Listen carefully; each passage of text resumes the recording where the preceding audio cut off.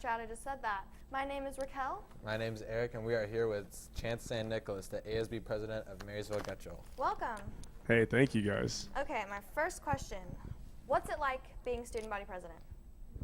Well, that's a great question. I just love the opportunities that I'm able to get just interacting with more and more students, because in my mind, ASB or leadership is all about the people, and the more people you interact with, the more people you can change their minds, change their lives. And being ASB president, I get many opportunities to do that, and that's what I really love about being the president. What made you decide to be student body president? Well, I just love Getchell, and I noticed that like students older than I am, older than we are, because we're all seniors, they want to make changes, and they're all in leadership, and leadership's just another opportunity for students to build more relationships and connect with others. And I just thought, hey, why not just continue down the path of spreading love, choosing love. Was ASB important to you before you decided to become a ASB president, or did you just decide like, hey, I want to be a president, I want to be a leader? Yeah, so what I've learned from leadership, because I've done class office, which is like a subdivision of ASB, I guess. I did that freshman and sophomore year, and then last year I was the SFE public relations officer as a junior. And then it kind of just developed, naturally from, building up, and then ASB president seemed to be the next stepping stone for me. So it was just a long process. Is student body president related to what you want to do in the future, like career-wise, after college, after high school? Well, I would love to be in some sort of leadership program in college, but if I could do anything as far as like business administration, because that's my chosen major if I were to choose. So hopefully, I guess. Do you have any regrets or things that like or you can handle? Well, I guess, do you ever have regrets or think it's too much to handle? Definitely not. All of the opportunities and all the experiences that I've gone through, since I was born to today have developed me into the character that I am right now. And if I could take anything back, I probably wouldn't. When you were first elected, did your view on president change from like then to now? Yeah. As soon as I got elected, or I guess I ran unopposed, so as soon as I got appointed, I kind of just felt a little bit the same and a little bit different, because, when you have a titles don't really mean, much, but at the same time, I felt this, like, urge to, hey, I'm the president now, so I should, be changing lives, be changing people and, helping people and loving people. So as soon as I got appointed, it was a snap, in my mind, like, hey, let's make a difference. What's your favorite thing to do as a student body president? My favorite thing to do is go to sporting events, go to any kind of event that our school has. Not because I'm like a really big fan of sports or anything, but because I love to show people that they matter. And for me to go and like, yell and scream for athletes, for our band people, for just about anything, it lets them know that, someone's there, someone's looking out for them. And to see the glow in their eyes, like, hey, I'm supported, is something that fills me with so much happiness that I can't even describe. How did you gain the trust of all of the students here? Wow, that's a great question too. Wow, you guys got a lot of great questions. So a lot of people ask me that, and I guess it's just being consistent. The guy I am right now is the same guy I'm going to be, 30 minutes from now when I'm not doing the interview. It's going to be the same guy I am, when I go to bed at night, when I wake up, because, it's all about consistency. And if the students know that, you're consistent in who you are, then they're definitely more likely to trust you. Being student body president related to what you do in we already asked We already asked that question. How much do teachers or other students treat you differently? Or like now that you're president, do they treat you any differently or the same as any other student? I guess the most different treatment I do get is, oh, man, that's the president, just like in a joking manner. But overall, nothing really changes, because the people know that I'm still the same dude, even with the title of ASB president. And the students and, teachers, they generally know that, like, hey, this guy's looking out for my best interests. This guy loves me, as a person. And they just know that I'm the same guy I always was in my high school career. So before you were elected, I'm sure you had like ideas, goals, what you wanted to do as president. Did you succeed in those goals so far? I guess the types of goals I have, you can never really succeed because I want to reach as many people as I possibly can in our student body. And, I know for a fact that I don't know 1,700 names on our campus, but, I'm trying my utmost. I'm trying my utmost to, be supporting as much as I can, because I'm also a student as well, so I got to do homework, got to balance a lot of stuff out, going to games. And, it's definitely hard, and I wouldn't say that I will ever stop, trying to support people, not only just at Getcho, but wherever I am. And I don't think it's something that is a finite thing that I could say that I've done. But what I can say is that I'm doing my best. Awesome. So how do you interact with the negative people you come across? Like, how do you handle that? Because there's always negative people. Yeah, definitely. And I guess one of the sayings that come to mind when you asked me that question was just kill them with kindness. Just keep, being myself. Don't let the negative people kind of affect me in the way that they're trying to affect the people that they are, because it's kind of like a domino effect. If they get me, then I get another person in a negative manner, and then it's just, not good. So I try and keep it as positive as I can all the time, but at the same time being real with people. So I hope that answers the question. Okay, so we're going to segment now. How to be a goalkeeper. What's going on, guys? My name is Eric, and today I'll be teaching you guys how to be a goalkeeper, since I'm a goalkeeper myself, so I should know how to do it. So I'll teach you guys, alright? Let's get into it. So goalkeepers are mainly positioned in the back, as I've drawn here. They're the ones that defend the goal, they see the whole field, they command, they always command. They're mainly the leaders of the field.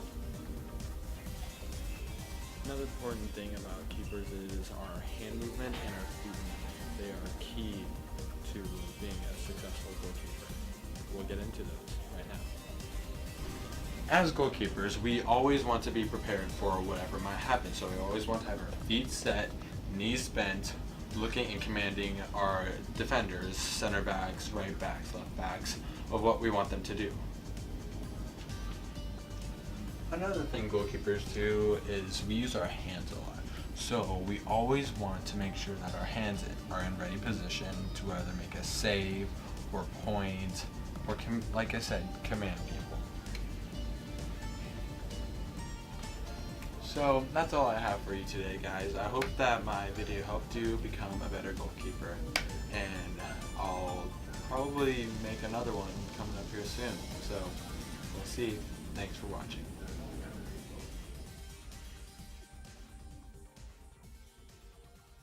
Back Charger Chat.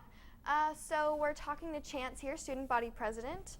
My next question for you is, can you rate the school years from hardest to easiest?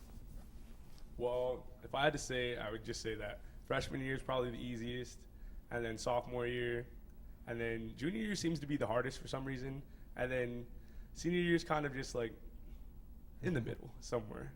Okay, so like it would be freshman, sophomore, senior, junior? Yep, definitely. Okay.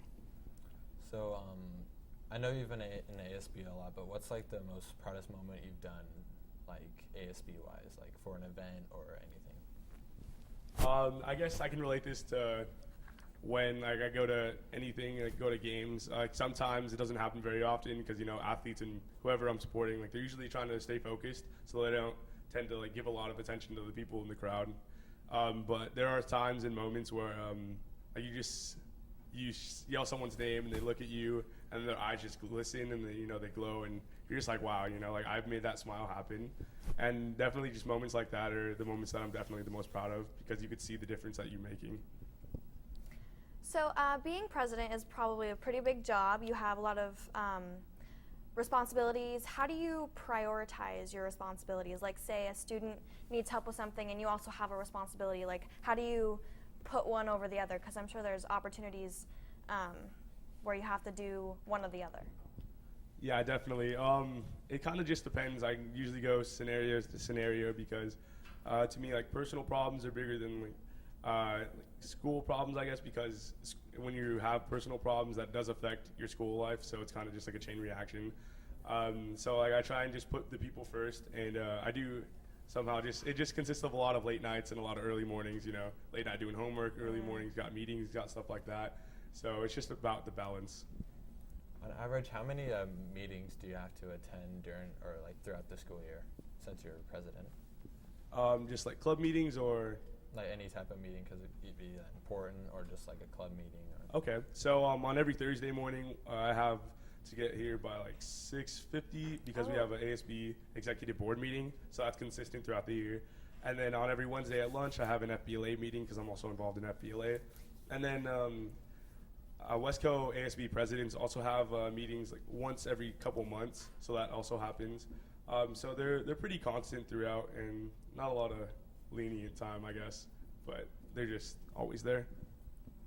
Was there a very specific influential person that like guided you towards ASB and being president, or was this just kind of like all on your own? How did you like discover that?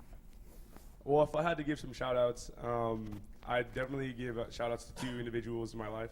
One of them being Miss Mike Sell, which is the FBLA advisor, because I've also done FBLA since freshman year. And another one would be Miss Tammy Caldwell, our club coordinator. Those two people have influenced my life as far as like growing as a person, just growing, knowing people, you know, my talking in front of people as well, and just like overall skills that I can take that outside of high school. And I think that's one of the most important things a student in high school can do, is learn things that'll help them succeed in high school. And I do feel like those two people, Miss Mike Sell and Miss Caldwell, have helped me do that. So I know ASB, we go to like inter highs and stuff, and like I've been to a few, but like what's your most memorable or favorite inter high you've been to? I guess that's a really tough question, but if I had to really choose, it would be the first inter high I've ever gone to, because you know when you're a freshman going to inter high, you're like, wow, what is this? And then you're kind of dressed up, but not really in your school colors. So I go over to Marysville-Pilchuck High School, which is where it was, and I just meet like 31 other people, because in that inter high we just happened to get into like decently small groups, I guess, but 31's not really that small. And I get just seeing people talk about leadership and talking about other people and how they've impacted them is definitely, I'd say, what made it the best inter high I've ever been to. Okay, so being president, you have this kind of like leadership role, obviously. Whenever you come up with, or when you like find yourself disliking something about like a classroom expectation or something that has to do with like the school, how do you go about like fixing it or changing it or helping it?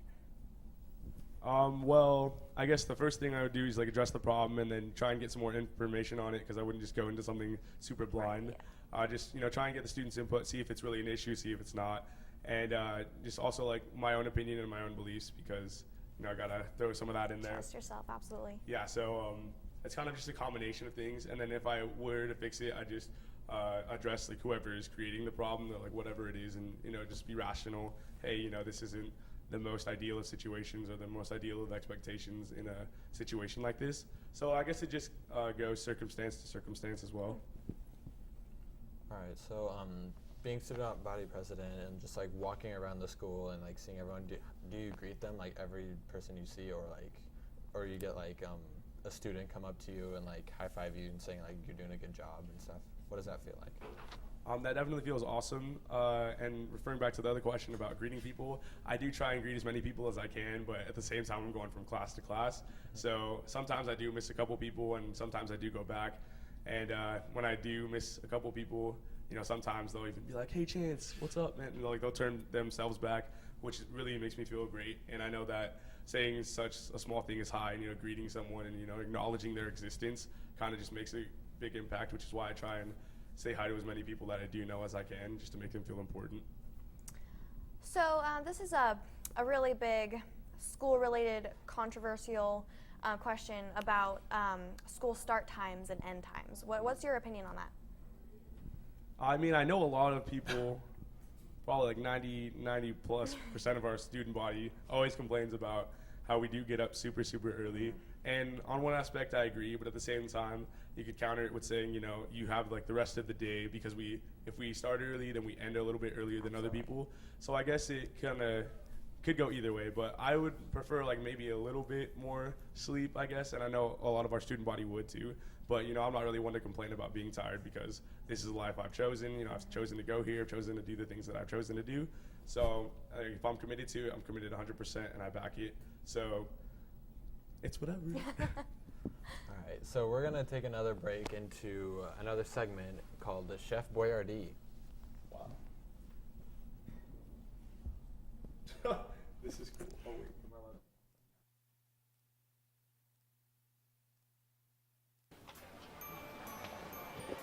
Merry Christmas, Grandpa. Huh. Christmas is stupid. But how can you hate Christmas? It all started when I was but a boy. I was so young, full of hope. That year for Christmas I wanted a puppy. Then when I opened the box, Chef Boyardee. After that, it was like I was cursed or something. All my presents turned into Chef Boyardee. My PlayStation, Chef Boyardee. My Xbox, Chef Boyardee. My first car, Chef Boyardee.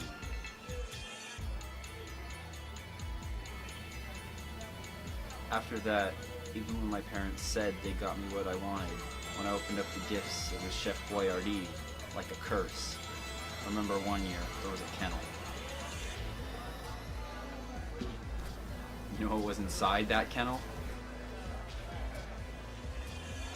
Chef Boyardee.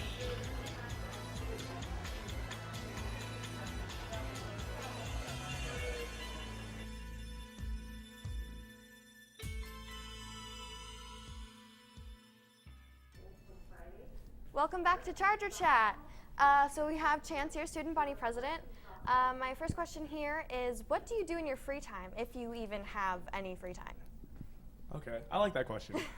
So what I do in my free time, it usually consists of tutoring, or I go bowling a decent amount, or I go to the library, and I hang out with friends, don't get me wrong. But usually it just involves with like chill activities, just hanging out, having some fun. I like freestyle rapping. It's very fun, even though I kind of suck at it. But overall, it's a great time. Would you ever think of pursuing a rapping career? Possibly. Maybe if I had, a great producer, great, instrumentals to go with, and then seeing where it goes.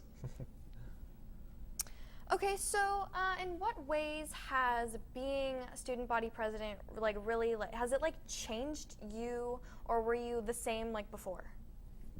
I'd like to think that I was the same, coming in to it, but at the same time, people are constantly changing. I know for a fact that I wasn't the same person I am exactly, 6 months ago. So I know that leadership has changed me in such a way that I can understand people more, and I just know more people's situations, so I'm able to, I guess, more connect and, be a little more empathetic about it. So I just love the opportunity to kind of get to know more people, because then I am just growing and constantly changing in the way that I am. So before becoming ASB president, I know in ASB leadership you have different committees and stuff. What committee were you a part of? Sorry, could you repeat the question? Before ASB president, what was your job in ASB leadership? Okay, so I was the SFE public relations officer, but in leadership, that question is kind of a little bit varying, I guess, because you're never just in one committee all year long, because we have such things as homecoming, senior citizen dance, or not senior citizen dance, senior citizen dinner, and field night, such like that. So there are constantly things that we do an event, we move on to planning more events, doing more things for our student body. So I guess I was on a whole bunch of stuff, but at the same time, so were a lot of other people. So it kind of just varied on the time of year. So this is your last year in high school. Do you feel like you've accomplished enough to feel really good about this year, or since it's not over yet, do you still have more to do? Yeah, I do feel like there is a lot more to do as far as regarding people and the possibility of changing someone's life or changing someone's even as small as a day. But I do feel like within the time that I've been here in these last 4 years that I have accomplished some of my goal. I know I've changed at least one person, and one is a lot if you think about people. So I'm pretty satisfied with where I am, but at the same time, I would love to keep, changing people's minds and lives. All right, so we're going to cut into another commercial break. This one is called Valentine's GPS. It's almost that time of year again, and you need to find that special someone. Someone to shower them with gifts, and maybe even give them chocolates. There's one problem. You can't find that special someone. What will you do now with all your wads of money? Buy Valentine GPS now. The product is simple. When you see an attractive person, just grab your Valentine GPS and stick it on them. Then go home, open Valentine GPS app on your phone, and you can see exactly where they are.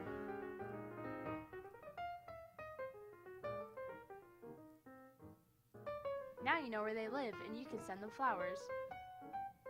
But let's not send them too much flowers because that's just creepy.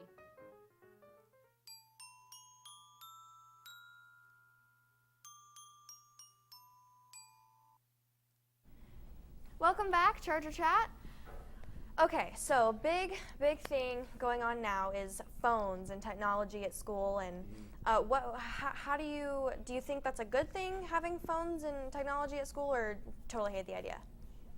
Well, I guess being, a kid in our generation, I am a little bit biased in saying that, phones are good, I guess, like a lot of things, it could go either way with, the positive and the negative. But I actually like the idea that we do have phones or even Chromebooks, such technology to help us advance our learning, just because, learning is so important at this young age.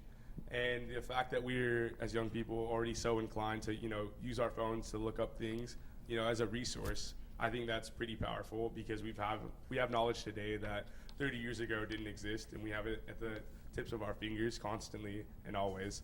So I do love the concept of phones, just maybe not as like a distraction, I try and not go on my phone to, check Twitter as much as I did, a few years ago, because I've just decided that, learning is more about, what you take out of it and the concepts and the people versus, checking my Twitter feed every 5 minutes to see, what someone's doing, popping some popcorn. Have you ever thought of like what previous generations would use, like technology that we have in their generation?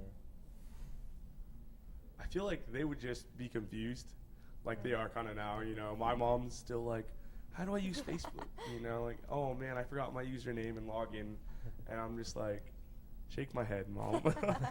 I feel like it'd just be the same kind of concept or same kind of things that are going on today, just happened to be 30 years ago. Because, older people, not all old people, some of the older generation just kind of don't get technology as well as us young people because we've grown up with it versus, they're just being thrown into it. Okay, so I have one last question for you. What is the most important characteristic for a leader or a student body president? Like the top one that just like you need to have to like succeed as student body president? I would just say being consistent, because I'm not going to say, I'm all of this and then turn my back and say I'm all of that because, like I said before, I'm the same person. And I hope to make people realize that I am the same person. And then when people do come to that realization that, hey, I can trust this guy because, he's who I see, when I'm inside of school. So hopefully he's who I see when I'm outside of school. So I'd just say that the top thing that you need to be a good leader is to just be consistent and just be who you are 100% of the time and not, change up on people. All right. Well, that's all the time we have for today, folks. So Thank you for coming. Thanks Thank for you. coming, and Definitely. thanks for watching. Bye, guys.